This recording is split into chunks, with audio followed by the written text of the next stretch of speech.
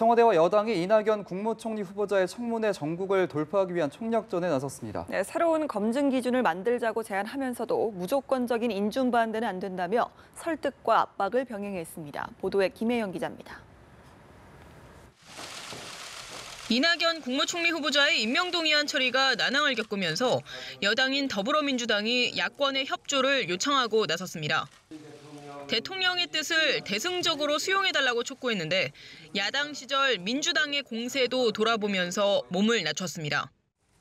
김대중 노무현 대통령 당시 인사청문회 피해의식을 갖게 된 우리 민주당도 이명박 박근혜 대통령 시절 과하게 공세를 펴온 것도 살펴보게 됩니다.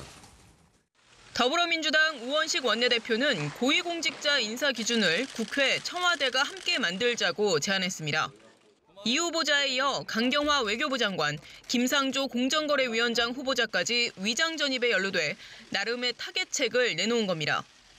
반면 추미애 대표는 야당이 국민의 눈높이가 아닌 야당의 눈높이에서 그저 반대하고 있다며 입장 선회를 압박했습니다. 야권이 인사 후보자의 단순 실수나 불찰까지 흠결로 삼고 대통령을 흔들고 보겠다는 정략적인 심사는 아니길 바랍니다. 여당뿐 아니라 청와대도 야당과의 물밑 접촉을 통해 최대한 공감대를 넓혀나가는 데 주력했습니다.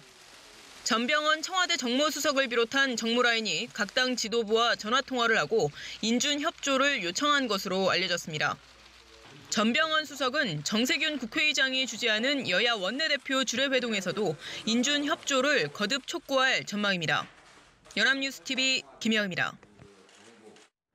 야당은 이낙연 총리 후보자의 위장 전입 논란을 연일 강도 높게 비판하며 파상 공세를 이어갔습니다. 특히 문재인 대통령이 직접 입장을 밝힐 것을 요구하며 여권과 대립각을 세웠습니다. 팽재용 기자입니다. 여권의 계속되는 설득에도 야당은 물러서지 않는 모습입니다. 이낙연 총리 후보자의 위장 전입 논란에 대한 진정한 사과가 없다는 것이 가장 큰 이유인데 자유한국당, 국민의당, 바른정당은 문재인 대통령이 직접 나설 것을 요구하고 있습니다. 특히 제1야당인 한국당은 임종석 대통령 비서실장의 사과 입장 발표가 오히려 인사 논란에 기름을 끼얹었다며 연일 비판의 목소리를 높이고 있습니다. 한국당 관계자는 내용도 내용이지만 발표하는 태도도 엄중해 보이지 않고 약간 비아냥거리는 듯한 분위기가 풍겼다고 지적했습니다. 캐스팅 보트로 꼽히는 국민의당도 부정적인 기류가 쉽게 바뀌지 않고 있습니다. 우리의 무릎은 단순합니다. 이제 위장 전입은 공직 배제 사유가 되지 않는 것입니까? 바른정당도 논평을 통해 문 대통령이 직접 인사원칙을 밝히지 않는 한 협조하기 힘들다는 입장을 재확인했습니다.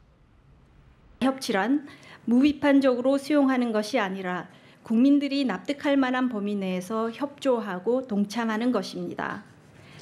야권은 의원총회를 열어 위장 전입 논란에 대한 입장을 다시 한번 정리할 방침이지만 대승적 협조를 선택할 가능성은 낮아 보입니다. 연합뉴스TV 팽재용입니다. 서훈 국정원장 후보자에 대한 인사청문회가 오늘 오전 국회 정보위원회에서 진행됩니다. 여야가 이낙연 국무총리 후보자의 인준안 처리 여부를 놓고 대립하는 상황에서 서 후보자의 재산 증식 과정과 안보관 등이 집중 검증될 전망입니다.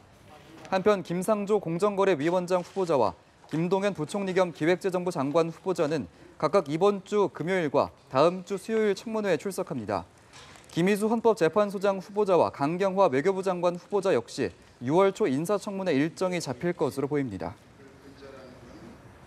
서훈 국가정보원장 후보자는 국정원 댓글 사건과 관련해 취임하면 사건에 대한 조사를 실시해 상응하는 조치를 취하겠다고 밝혔습니다. 서 후보자는 국회 정보위원들에게 보낸 서면 질의 답변서를 통해 댓글 사건은 4년이 지난 지금까지 법적인 논란을 거듭하고 있어 안타깝게 생각한다며 이같이 말했습니다. 서 후보자 측은 국정원 직원들이 부당한 불이익을 받도록 하지는 않을 것이라는 게 서 후보자의 입장이라고 설명했습니다.